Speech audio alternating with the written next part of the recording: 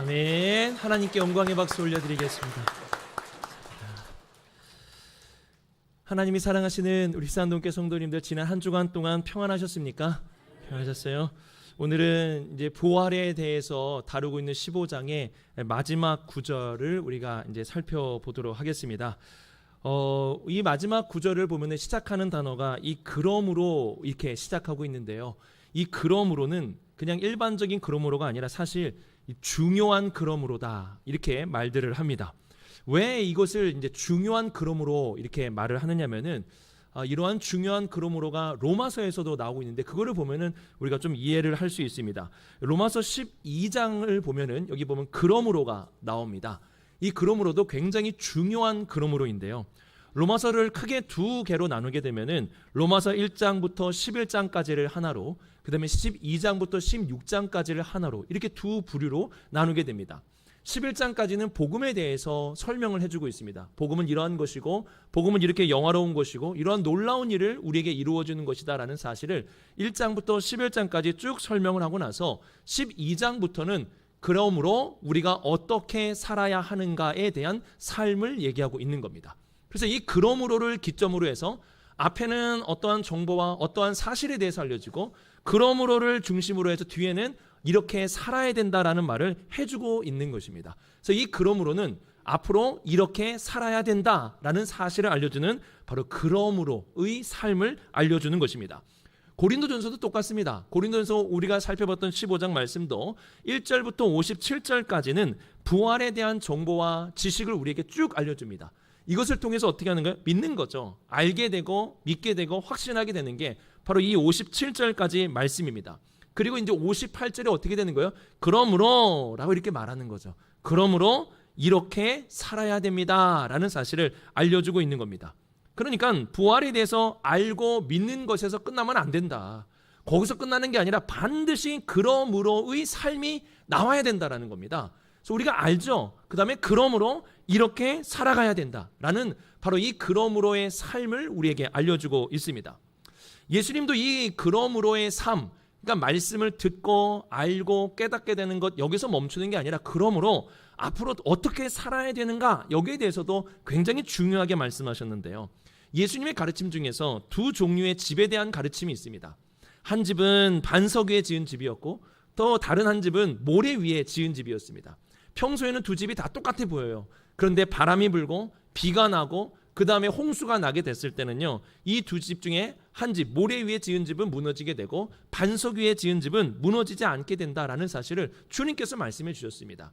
그러면 이 두 집의 차이가 뭘까요? 어떤 집이길래 한 집은 무너지지 않고 한 집은 그냥 확 바람이 불 때 또 비가 날 때 이렇게 무너지게 되었을까요? 그 차이를 7장 24절에 이렇게 말씀합니다. 같이 한번 읽어보겠습니다. 시작. 누구든지 나의 이 말을 듣고 행하는 자는 그 집을 반석 위에 지은 지혜로운 사람 같으리니 라고 말씀합니다. 듣고 이해하고 알고 그 다음 어디까지 가야 되는 거예요? 행하는 것. 그러므로 이렇게 행하는 자까지 갔을 때 바로 그 사람이 반석 위에 지은 집이 된다라는 사실을 알려주고 있는 겁니다. 우리는 하나님의 말씀을 잘 듣는 사람들입니다. 하나님 말씀을 많이 알고 있는 사람이죠. 그런데 거기서 멈추면 안 됩니다. 반드시 그러므로까지 가야 됩니다. 우리 이 부분 같이 한번 읽어보겠습니다. 시작. 하나님의 말씀을 듣고 알고 믿는 사람에게는 반드시 그러므로의 삶이 있어야 한다라는 거예요. 그러니까 그러므로 이렇게 살자, 그러므로 이렇게 살아야 된다라는 것까지 우리가 가야 된다라는 것입니다. 만약에 우리가 부활에 대해서 그냥 그동안 1절부터 57절까지 많은 것을 알지 않았습니까? 부활에 대해서 더 많이 확신할 수 있지 않았습니까? 그런데 그러므로의 삶이 없으면 어떻게 되냐? 이렇게 되는 겁니다. 같이 한번 읽어볼까요? 시작. 그러므로의 삶이 없으면 우리가 알고 있는 부활은 모래 위에 지은 집이 될 수 있다라는 거예요. 그러니까 반드시 여러분 하나님의 말씀을 듣고 또 부활의 복음을 듣고 나서 끝내는 게 아니라 그러므로 우리가 이렇게 살아야 된다라고까지 우리가 갈 수 있어야 됩니다. 자, 그러면 어떻게 해야 우리가 그러므로의 삶까지 이렇게 쭉 갈 수 있을까요? 이런 부분이 있어야 됩니다. 이유와 근거가 분명해야 돼요. 그러니까 이렇게 살아야 될, 그러므로 이렇게 살아라라고 말하는데 그냥 살라고 해서 사라지는 게 아닙니다. 근거가 있어야 돼요. 그만한 이유가 있어야 그렇게 살 수 있는 겁니다. 예를 들어 그러므로 부모님을 공경하며 살아야 됩니다라고 제가 이렇게 말을 했어요. 그러면 아무리 얘기해도요, 결과만 이렇게 얘기하면 그러므로 공경하며 살아야 됩니다라고 아무리 말해도요, 이게 그렇게 살기가 쉽지 않아요. 그만한 근거를 얘기해 줘야 됩니다. 그만한 이유를 얘기해 줘야 되는데, 우리가 부모님을 공경해야 되는 이유가 뭡니까? 뭐 이런 거 아니겠어요? 부모님이 낳아주셨다, 그리고 부모님이 키워주셨다, 그리고 부모님이 사랑해 주시고 기다려 주시고 믿어 주셨다. 여러분, 이러한 것이 있지 않습니까? 이러한 근거들을 쭉 얘기하는 거예요. 그 다음 뭐 하는 거예요? 그러므로 우리가 부모님을 공경하며 살아야 되지 않겠습니까? 라고 말을 하는 거예요. 그러니까 그 이유와 근거가 분명해야 그러므로의 삶이 나타날 수 있다라는 겁니다. 그러니까 고린도전서 15장도 그렇게 되어 있어요. 앞에는 그 이유와 근거를 쭉 씁니다. 근거를 쭉 쓰고 그 다음에 그러므로 딱 한 다음에 이렇게 살아야 된다라고 하고 마무리를 하고 있는 게 고린도전서입니다. 그래서 보시면 이런 구조예요. 고린도전서 1장 1절부터 57절까지는 부활에 대해서 설명을 합니다. 그리고 나서 어떻게 해요? 그러므로 이렇게 살아야 된다라고 58절에 기록을 하고 있는 겁니다. 그래서 우리가 이렇게 살기 위해서는 이 앞부분을 잘해야 돼요. 앞부분 1절부터 57절까지의 내용이 있어야 여기에 설득이 되고 이게 기억이 돼야, 그래야 그러므로 이렇게 살 수 있는 그 다음이 나올 수 있는 겁니다. 자, 그래서 우리는 오늘 이제 마지막 시간이기 때문에 제가 그동안 했던 이 설교에 대해서 좀 정리를 하는 시간을 먼저 가져보고자 하는데요. 제가 이 부활에 대한 설교를, 고린도전서 15장 설교를 언제 처음 시작했냐면은 2026년 2월 8일에 그 시작을 했습니다. 참 이게 지금으로부터 한 4개월 전에 제가 시작했는데, 설교를 몇 번을 했냐면 그때부터 12번을 그 부활에 관련된 설교를 15장을 가지고 여러분들과 말씀을 나눴습니다. 자, 12번 정도 했으면 이 중에 하나 정도는 우리 성도님들 기억할 수 있지 않을까라는 생각은 들어요. 그렇지 않습니까? 그 중에 하나는 걸리겠죠. 12번이나 했는데. 그런데 우리 성도님들 저한테 자주 하는 말씀이 뭐냐면, 목사님 아시잖아요. 지난주도 여러분 기억나세요? 지난주 설교 기억 안 나시죠? 뒤돌아서면 다 잊어버려요라고 저한테 많은 분들이 이렇게 알려주세요. 이제 실망하지 말라는 거죠. 목사님 뒤돌아서면 다 잊어버려요. 이제 그렇게 얘기하시는데, 제가 이 말씀 이렇게 준비하면 사실 긴장을 많이 했어요. 야, 우리 성도님들 하나도 기억 못하면 어떡하지? 막 이런 긴장이 좀 있었는데, 제가 첫 번째 했던 설교 제목이 있어요. 그러니까 고린도전서 15장 1절 2절 설교하면서 첫 번째로 했던 설교 제목이 뭐냐면 이거였어요. 다시 듣는 부활의 복음. 기억 안 나시죠? 저도 기억 안 났어요. 저도 기억 안 났는데, 다시 듣는 부활의 복음이라는 그 제목으로 말씀을 나눴습니다. 여러분, 잊어버리는 거 뭐 그럴 수 있습니다. 나이 들고 이러면 잊어버리죠. 근데 중요한 건 뭐예요? 다시 들을 수 있는 마음이 필요합니다. 아셨죠? 그러니까 잊어버렸다고 너무 여러분 스스로를 어떻게 하나도 기억 못하냐, 다른 사람은 조금이라도 기억하는 것 같은데 어떻게 하나도 기억 못하냐. 여러분, 제가 알려드릴게요. 그냥 고개를 좀 이렇게 끄덕이시면은 기억하는 듯하게 느껴져요. 고개를 이따 알려드릴게요. 제가 고개를 이렇게 끄덕이세요. 그러시면 됩니다. 자, 우리 이 부분 같이 한번 읽어볼까요? 시작. 잊음을 염려하지 말고 다시 들으려는 마음을 가져야 한다. 여러분, 다시 들으면 됩니다. 제가 정리해드릴게요. 처음부터 우리가 다시 이제 한번 정리를 할 텐데, 뭐 12번을 어떻게 다 정리하겠습니까? 제가 간략하게 이 12번의 설교가 뭘 얘기했던 것인지 부활에 대해서 정리해보니까 한 6가지로 정리가 됩니다. 바로 이렇게 정리가 되는데요. 같이 한번 읽어볼까요? 쭉 읽어보겠습니다. 시작. 부활의 중요성, 부활의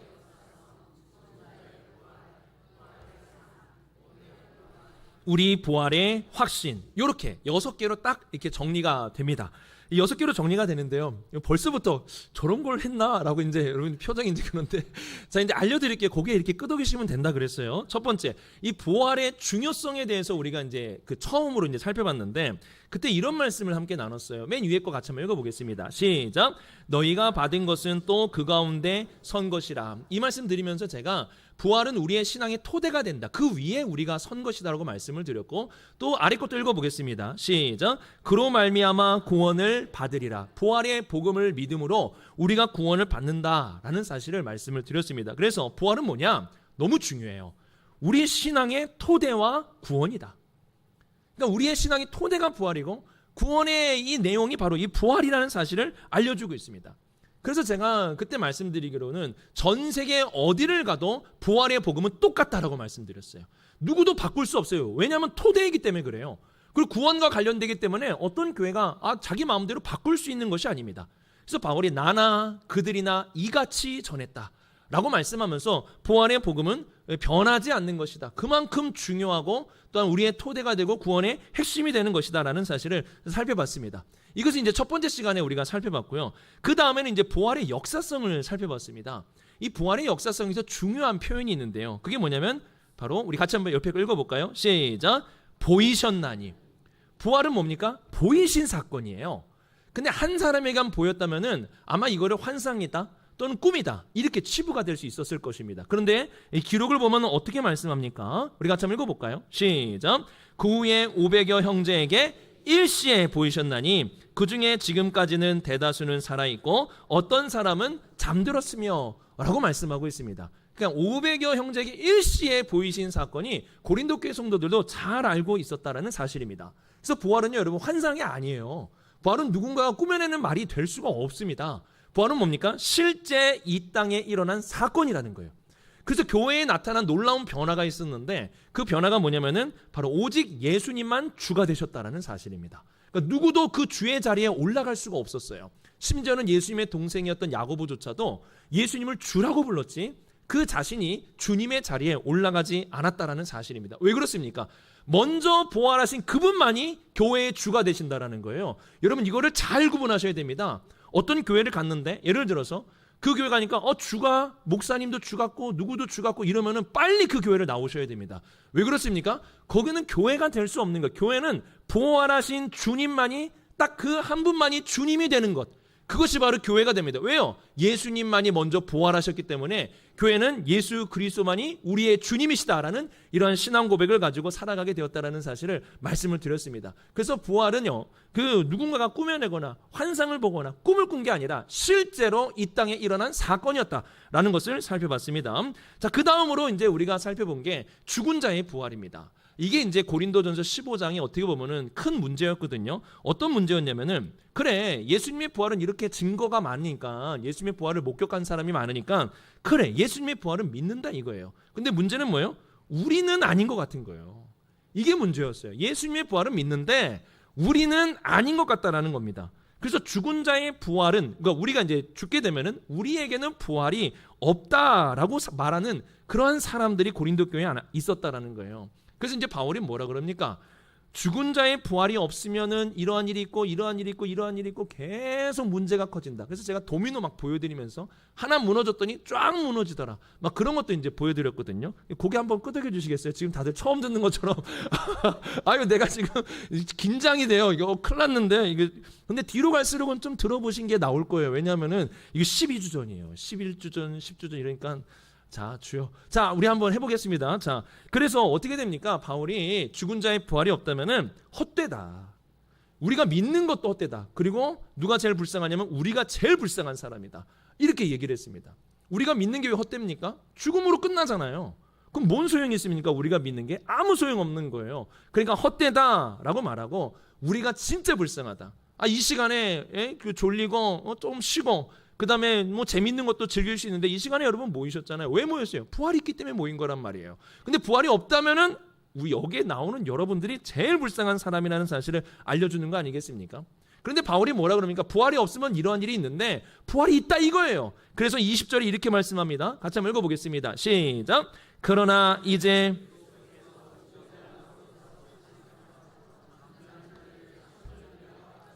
자, 이 첫 열매가 정말 중요하다고 말씀드렸죠. 하나의 열매가 아니라 첫 번째 열매다 라는 사실을 말씀을 드렸는데요. 제가 그때 이때 막 신신당부하면서 헬라어 많이 알 필요 없는데 이거는 좀 우리가 헬라어로 기억합시다 하면서 이 첫 열매 헬라어 뭔가요? 라고 이제 물어봤는데 여러분 기억나시나요? 지금 몇 분이 지금 얘기를 하셨는데요. 뭐예요? 아파르케예요. 일부 때는 너무 조용해가지고 제가 이때 상처를 받았어요. 그래서 그냥 다시 한번 기억하시라고 그랬는데 그래요. 뭐예요? 아파르케. 이 아파르케라는 말이 뭐예요? 보증. 그러니까 하나의 열매가 아니라 첫 번째 열매이기 때문에 그 다음의 열매, 그 다음의 열매가 있다라는 사실을 알려주기 위해서 이 아파르케라는 단어를 썼습니다. 예수님의 부활은 하나의 부활이 아니에요. 첫 번째의 부활이고 바로 우리 부활의 보증이라는 사실입니다. 그 다음에 15장 23절에 이 말씀도 했는데요. 같이 한번 읽어보겠습니다. 시작. 그러나 각각 자기 차례대로 되리니 먼저는 첫 열매인 그리스도요 다음에는 그가 강림하실 때에 그리스도에게 속한 자요. 자, 여기 보면은 차례대로라는 말을 썼어요. 이 또한 굉장히 중요한 말이라서 제가 헬라어 단어로 이 표현을 알려드렸거든요. 혹시 기억나시나요? 제가 지금 놀래도 되나요? 어떻게 이걸 기억하셨지? 아무튼 이 단어가 바로 이 타그마입니다. 타그마, 여러분. 아시죠? 우리 한번 따라해 보시겠어요? 아파르케, 타그마. 네, 보니까 2부 예배는 한 50%는 여기까지는 기억을 잘 하신 것 같아요. 참 놀랍습니다. 여러분, 이 타그마가 뭐예요? 군사적 용어라 그랬죠. 그래서 위에서 명령을 내리면은 착착착 이루어지는 계획과 같은 시간표와 같이 착착 이루어지는 것을 의미합니다. 그래서 예수님의 부활은 첫 번째의 시간표예요. 예를 들면 그냥 첫 번째 시작된 거예요. 그 다음이 있고, 그 다음이 있고, 그 다음이 있고, 그 다음이 있다라고 말씀을 드렸어요. 먼저는 예수님의 부활이 일어나죠. 자, 그 다음에 어떤 일이 일어납니까? 그 다음에 누구의 부활이에요? 우리의 부활이 일어납니다. 순서가 그래요. 여러분, 그 다음에 어떤 일이 일어날까요? 우리의 부활 이후에 끝나요? 아닙니다. 심판이 있다 그랬어요. 그 다음에 어떤 일이 있냐면은 사망이 멸망한다고 말씀드렸습니다. 그리고 나서 만물이 회복이 된다고 말씀드렸고, 그리고 마지막에 창조의 질서가 세워지면서 하나님의 나라가 온전히 이루어진다라고 말씀을 드렸습니다. 바로 이 순서예요. 그러니까 우리가 예수님의 부활을 보면서 이거 하나라고 보시면 안 돼요. 예수님의 부활은 우리의 부활을 얘기하는 거고, 결국 하나님의 나라가 이 땅에 이루어진다라는 사실을 보여주는 가장 중요한 첫 번째 사건이 바로 예수님의 부활이라는 겁니다. 이렇게 그래서 바울은 예수님의 부활은 곧 우리의 부활의 보증이고, 하나님이 이루시는 큰 계획 가운데 바로 이루시는 바로 우리의 부활에 대한 그런 순서 중에 하나가 있는 것이다 라는 사실을 알려주고 있는 겁니다. 그리고 나서 얘기하는 게 이거죠. 이제는 부활에 대해서, 우리가 부활할 것에 대해서 이제 믿게 되었으니까 부활을 믿는 자에게 나타나는 변화를 설명합니다. 그게 뭐냐면은 바로 이 죽은 자에게 베푸는 세례 문제였습니다. 죽은 자를 위하여 베푸는 그 세례 문제였는데요. 이거를 이제 부활절에 제가 이 구절을 함께 말씀을 나눴는데, 이거는 오늘날에는 없는 거예요. 오늘날에 교회에서 이렇게 하지 않습니다. 근데 그 당시에 특별하게 있었는데, 그 이유가 뭐냐면은 바로 이거죠. 부활 이후에 다시 만난다는 그 확신 때문에 이러한 것을 베풀었다라고 이렇게 말씀을 드렸습니다. 아마 이 부분은 여러분 생각이 안 나도 이 노래는 생각이 나실 겁니다. 제가 이때 이거 말씀드리면서 이 노래를 불렀어요. 지금은 우리가 헤어져야 할 시간, 다음에 또 만나요. 이제 고개를 한 10분 정도가 끄덕였어요. 이제 이 노래는 기억이 나는 거예요. 그렇지 않습니까? 헤어져야 할 시간, 다음에 또 만난다라는 거. 부활이라는 게 뭐예요? 다시 만나는 거예요. 그래서 우리는 성도들을 위로할 수 있어요. 왜냐하면 이게 끝이 아니라 다시 만날 수 있기 때문에 그렇습니다. 그리고 또 바울이 얘기하는 게 날마다 죽노라는 말을 했는데, 이 날마다 죽노라는 것은 어떠한 신앙적인 고백이라기보다 죽음에 대한 두려움이 없는 그런 삶의 모습을 보여주는 겁니다. 죽음의 위기 속에서 죽음을 두려워하지 않는 그 삶을 살게 되었습니다. 왜요? 우리가 부활한다고 하니까 더 이상 죽음이 두렵지 않게 되었다라는 겁니다. 그리고 또 어떻게 말합니까? 이 부활이 없는 사람은 오늘 먹고 죽자 이러고 사는 거예요. 근데 부활이 있는 사람은 무덤 너머에 내일이 있는 삶을 산다. 그러면서 제가 이때 여러분들에게 이렇게 그 마지막에 적용 말씀을 드렸는데, 버킷리스트만 갖고 살지 마시고 이터널 리스트 가지고 좀 살아보시라 이렇게 말씀을 드렸습니다. 버킷리스트 뭐예요? 양동이 위에 목 매달고 양동이 발로 차면 끝나는 게 이 버킷리스트 아니겠습니까? 그런데 그런 거 말고 좀 크게 그 내일을 죽음 너머를 바라보며 이터널 리스트를 가지고, 영원의 리스트를 가지고 우리가 좀 살아보자라고 말씀을 드렸습니다. 이렇게 부활에 대한 변화된 삶을 나누고 나서 바로 몸의 부활에 대해서 함께 말씀을 나눴는데요. 여러분, 우리가 믿는 부활이 뭡니까? 우리가 뭘 믿는다 그랬어요? 우리는 몸의 부활을 믿는다라고 말씀을 드렸습니다. 바로 예수님이 몸으로 부활하심과 같이 우리도 몸으로 부활한다라는 거예요. 근데 이제 고린도 교회 성도들이 그거 가능하냐라고 물으니까 바울이 뭐라 그럽니까? 저 밖에 좀 봐라.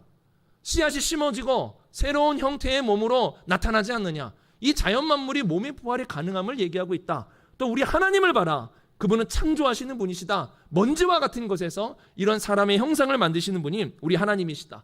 그래서 하나님의 창조, 이 세상과 하나님을 통해서 몸의 부활이 가능하다는 사실을 얘기해주고 있습니다. 그 다음에 이런 얘기했죠. 여러분, 왜 우리가 꼭 몸으로 부활해야 됩니까? 영혼으로 부활하면 안 돼요?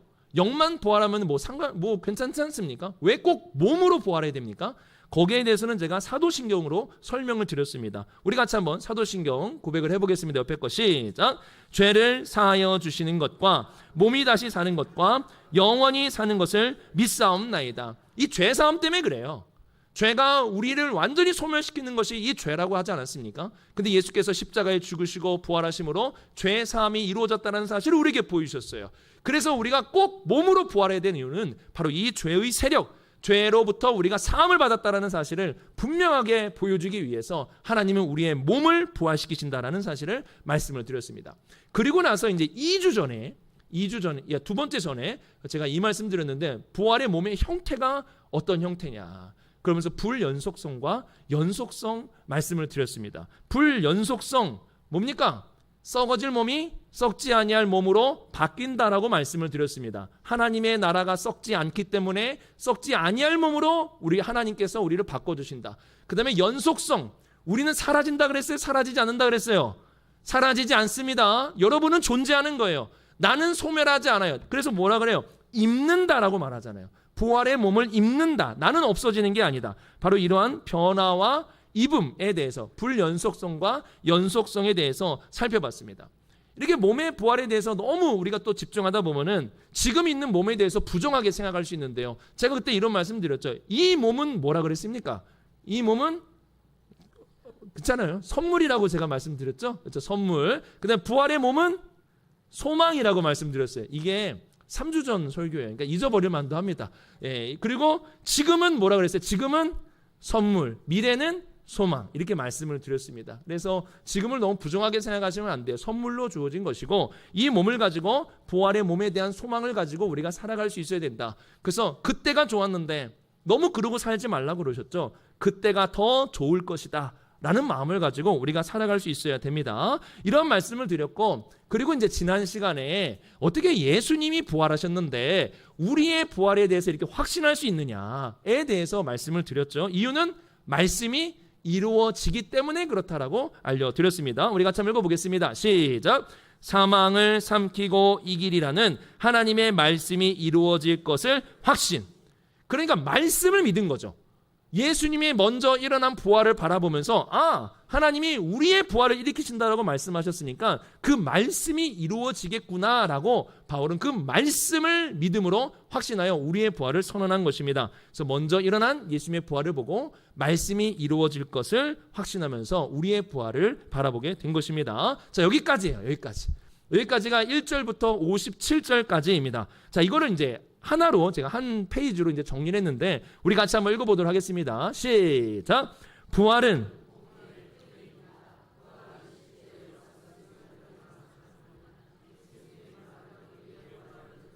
첫 열매입니다. 부활을 믿는 사람은 죽음을 두려워하지 않고 내일이 있는 삶을 살아갑니다. 마지막 날에 우리는 썩지 않을 몸을 입게 될 것입니다.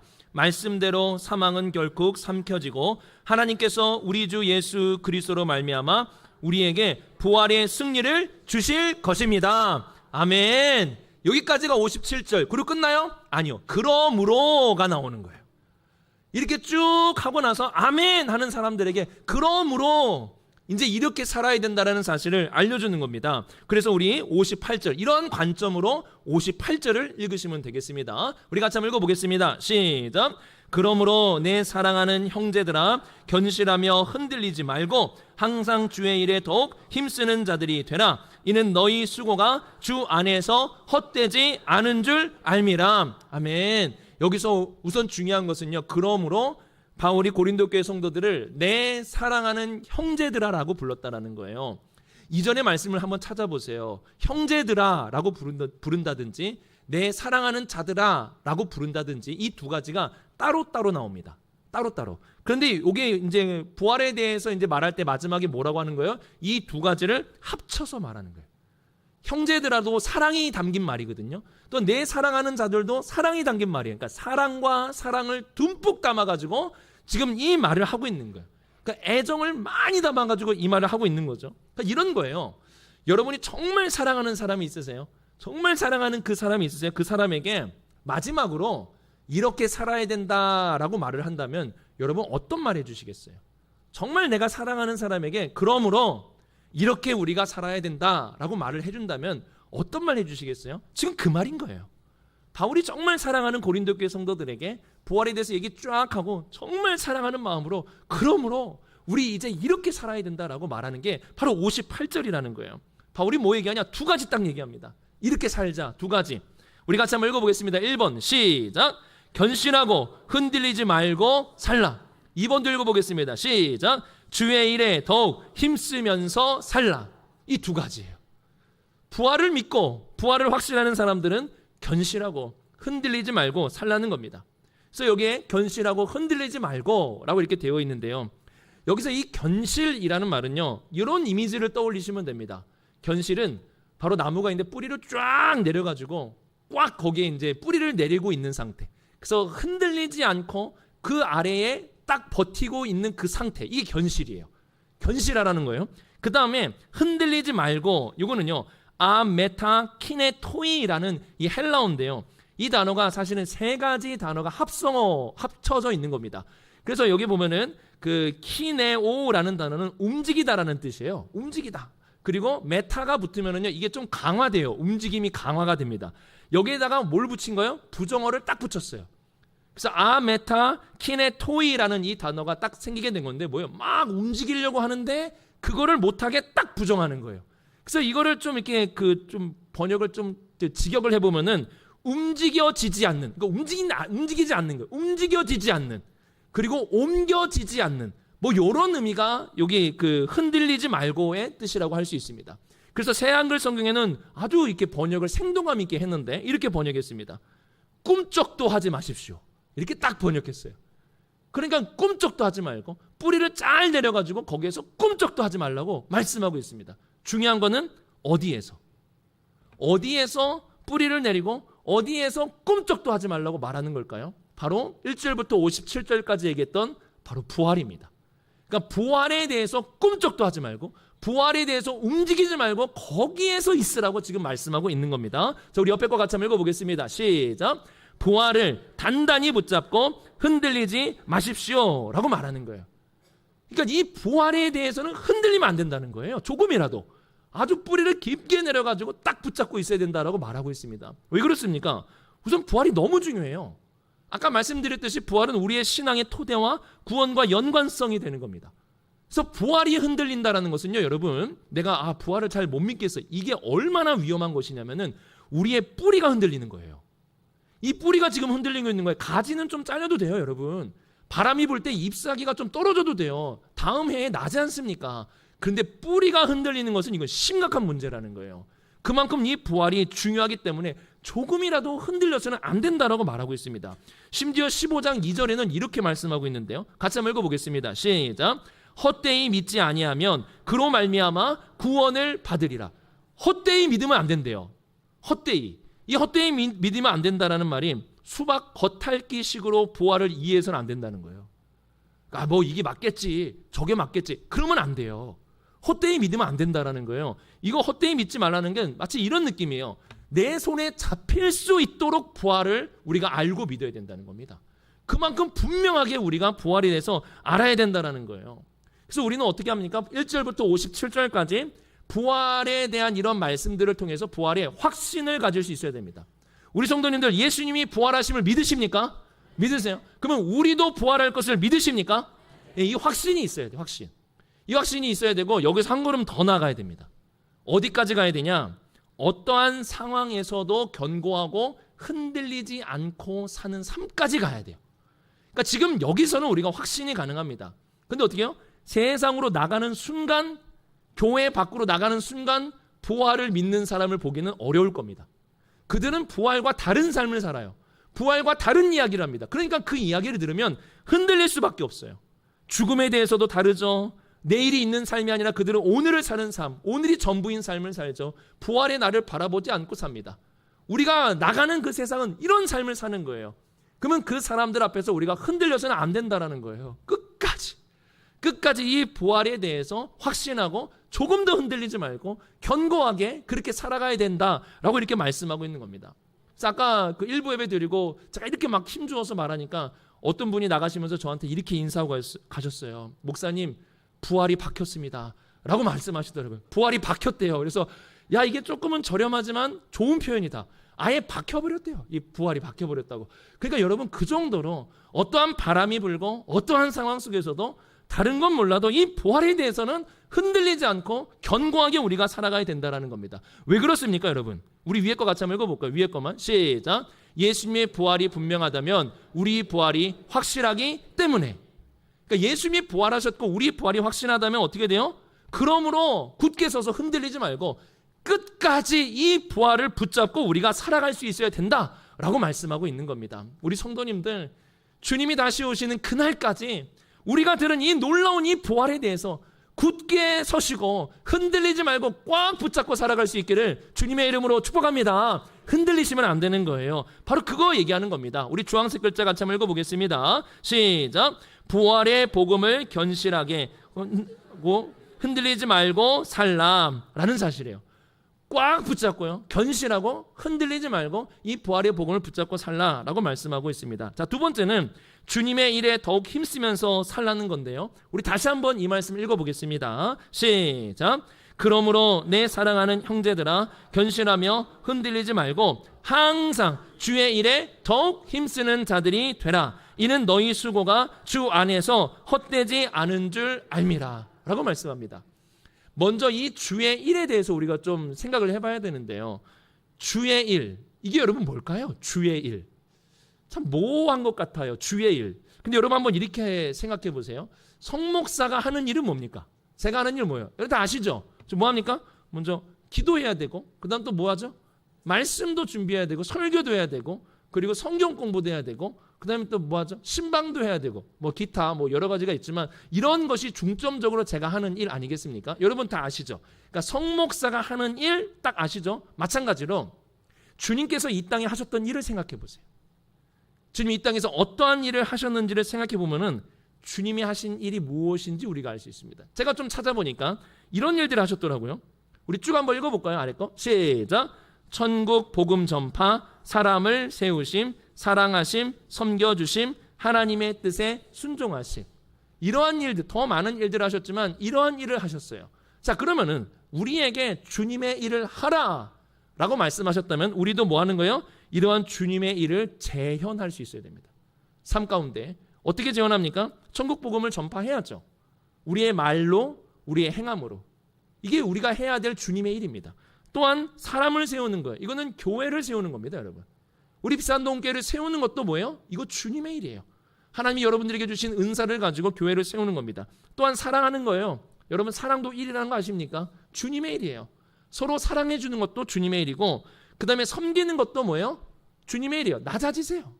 낮아지고 다른 사람을 섬기는 것도 주님의 일이고, 또한 하나님의 뜻을 먼저 구하면서 살아가는 것, 이 또한 주님의 일이라는 겁니다.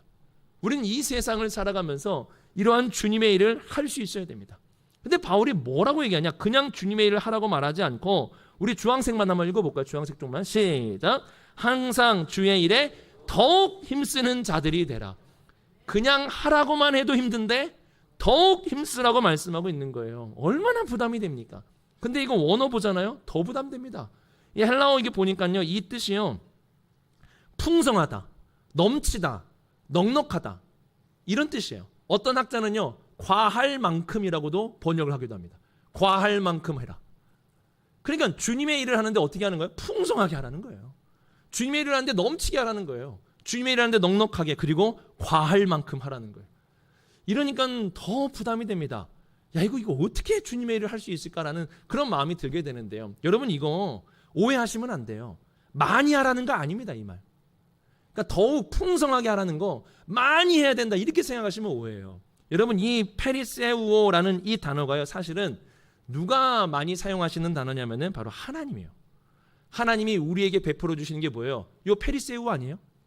하나님이 우리에게 풍성하게 주시잖아요. 넉넉하게 주시잖아요. 과할 만큼 주시잖아요.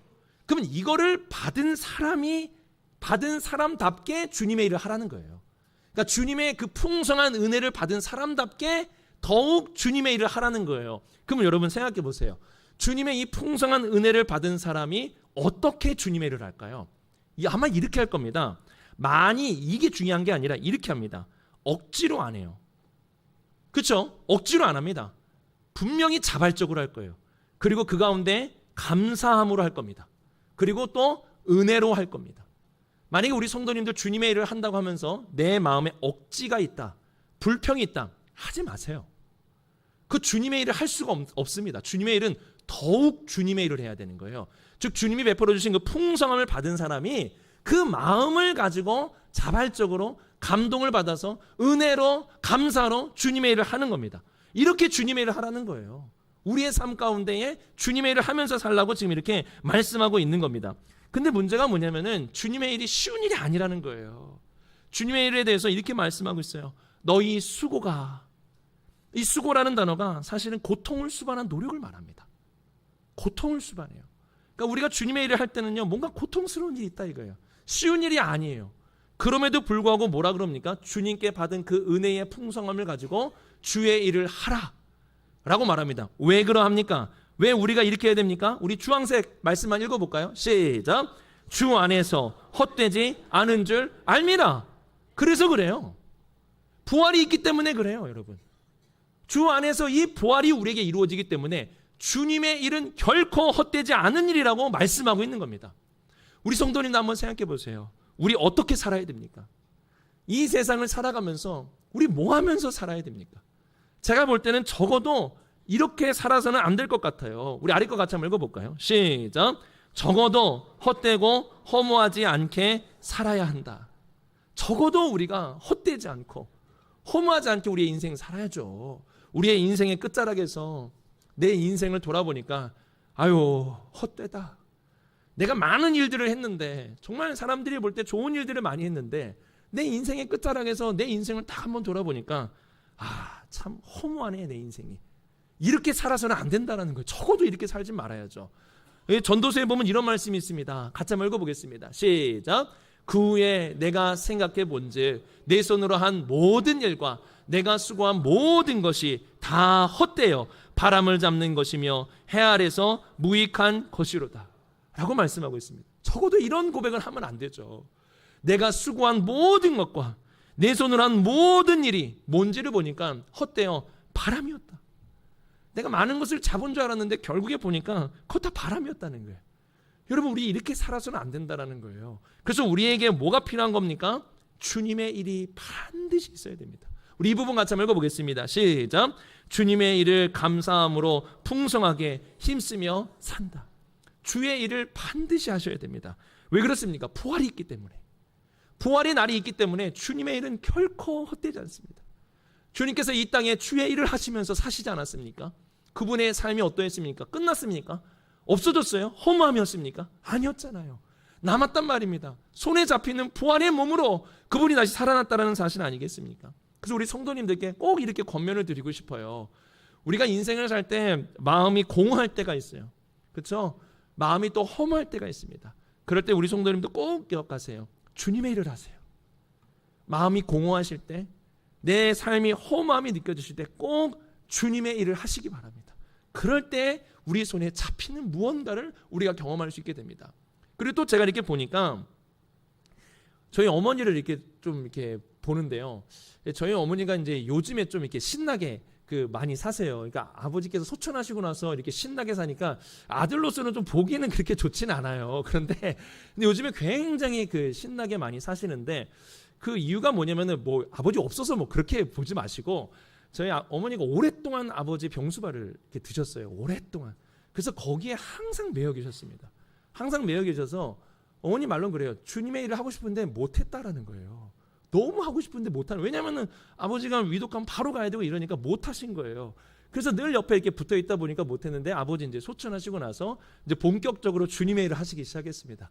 그러면서 이제 뭐 교회에서 무슨 일이 있으면 가서 봉사도 하시고 열심히 활동도 하시고 요즘에는 저한테 전도도 열심히 하고 있다고 하면서 이렇게 얘기를 해주시더라고요. 이 주님의 일을 하시는 거예요. 근데 제가 어머니 모습을 이렇게 곰곰이 보면서 뭘 깨달았냐면은 주님의 일을 할 수 있는 때가 있구나.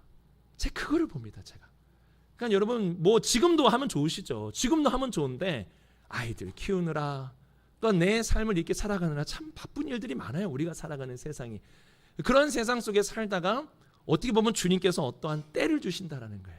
그 때를 놓치시면 안 된다는 사실입니다. 늘 마음 가운데 이 마음을 품고 사세요. 그러니까 내가 주님의 일을 해야 된다. 늘 이 마음을 가지고 내가 지금은 조금 바쁜 일이 있어서 내가 잘 못하는 것도 있지만 그럼에도 불구하고 내가 주님의 일을 해야 된다라는 마음을 품고 사세요. 그러면 주님께서 길을 열어주십니다. 그 길을 열어주실 때 주님의 일을 하세요. 하시면은 바람을 잡는 인생이 아니라 정말 우리 손에 잡히는, 헛되지 아니하는 그런 우리의 인생을 살아갈 수 있게 된다라는 사실입니다. 자, 우리 마지막 부분 같이 한번 읽어보겠습니다. 시작. 복음 전파, 세움, 사랑, 섬김, 하나님의 뜻에 힘쓰며 살라.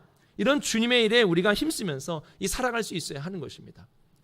바울은요, 고린도전서 15장 말씀을 통해서 앞부분의 1절부터 57절까지 이러한 질문을 우리에게 던집니다. 알려주고 나서 이런 질문이죠. 우리 성도님들도 한번 대답해 보시기 바랍니다. 예수님의 부활과 우리의 부활을 알고 믿으십니까? 됐어요. 그럼 이제 됐어요. 이제 확신이 생기시고 이제 믿으시고 이러면 됐어요. 이제 박으세요. 아까 말씀하신 거 아예 그냥 박으세요. 자, 그러면 여기서 끝나면 안 된다 그랬죠? 그 다음에 이렇게 얘기합니다. 믿는다면, 확신한다면 그러므로 우리 모두 이제 이렇게 삽시다 라고 말합니다. 이제 이렇게 삽시다. 그리고 나서 58절을 말씀합니다. 우리 다 같이 오늘 말씀을 기억하면서 58절 말씀, 부활을 믿는 우리가 이제 어떻게 살아야 되는지 58절 말씀을 함께 읽어보겠습니다. 시작. 그러므로 내 사랑하는 형제들아, 견실하며 흔들리지 말고 항상 주의 일에 더욱 힘쓰는 자들이 되라. 이는 너희 수고가 주 안에서 헛되지 않은 줄 알미라. 아멘. 우리 이렇게 삽시다. 예수님의 부활을 믿는 자로서, 예수님의 부활에 확신을 갖는 자로서 이제는 흔들리지 마시고, 부활에 대해서 흔들리지 마시고 견실하시고 뿌리 내리시고 어떠한 일에도 흔들리지 않는 믿음을 가지고 사시고, 이제는 주님의 일을 우리가 하나씩 해가면서 헛되지 않는 주님의 일을 하면서 살아가는 우리 비산동교회 모든 성도님들이 될 수 있기를 주님의 이름으로 축복합니다. 우리 오늘 말씀을 기억하면서 이 찬양을 좀 드렸으면 좋겠어요. 주의 길을 가리라 라는 찬양입니다. 주의 길을 가리라. 비바람이 앞길을 막아도 멈추지 않고 바로 주님이 가셨던 주님의 길을 가겠다. 바람이 불고 또한 홍수가 나도 포기하지 말고 흔들리지 말고 견실하게 주님의 길을 갑시다. 우리 주님이 하셨던 그 일을 우리가 이 땅에 사면서 그렇게 살자 이거예요. 왜 그렇습니까? 그 길이 뭐예요? 영광의 길이잖아요. 그 길이 승리의 길이잖아요. 나를 구원하신 주님이 십자가 지고 먼저 가신 길 아닙니까? 그 끝까지 가자 이거예요. 포기하지 말고 견실해서 끝까지 이 믿음 붙잡고 우리 그렇게 살아가자. 바로 그겁니다. 주님이 하셨던 주님의 일을 하면서 주의 길을 가리라. 주님의 그 발자취 따라서 주님의 하셨던 일을 따라서 주의 길을 가리라.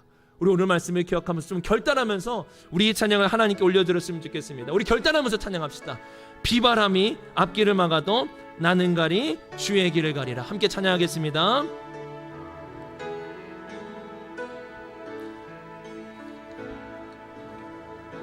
비바람이 앞길을 나는 가리 주의 길을 눈보라가 앞길을 가려도 눈보라가 앞길을 고백하세요. 나는 가리 주의 길을 이 길이 어떤 길입니까? 이 길은 영광의 길, 이 길은 승리의 길. 나를 구원하신 주님이 십자가 지고 가신 길 고백합시다. 나는 가리라 주의 길을 가리라. 주님 발자취 따라 나는 가리라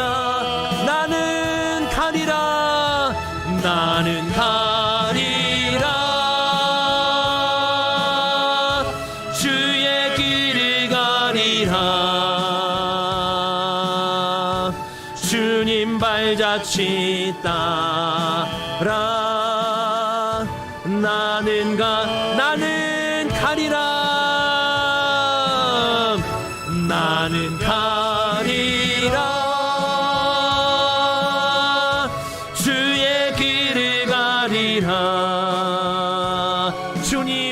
발자취 나는 가리라 나는 가리라 나는 가리라 나는 가리라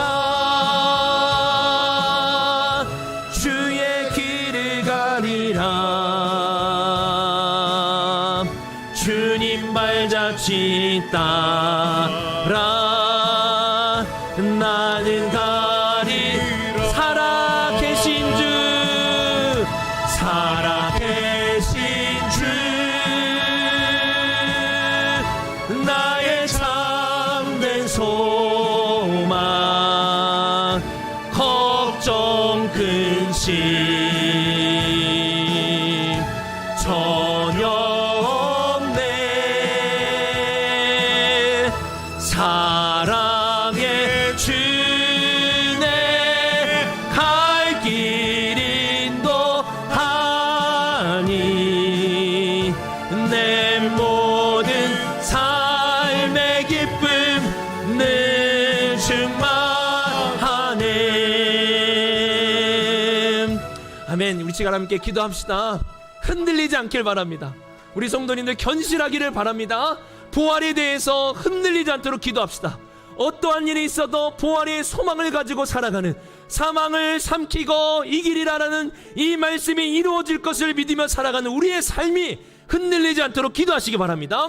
그리고 우리 주님의 일을 할 수 있도록 기도하시기 바랍니다. 이 세상을 살아가면서 손에 잡히지 않는 그런 일을 하면서 내 인생을 마무리하는 게 아니라 주님의 일을 하면서 살아가는, 기쁘게 하면서 살아가는 우리의 복된 삶이 될 수 있도록 그렇게 우리 오늘 말씀 부여잡고 우리 함께 기도하겠습니다. 주여 한번 부르시고 기도하겠습니다.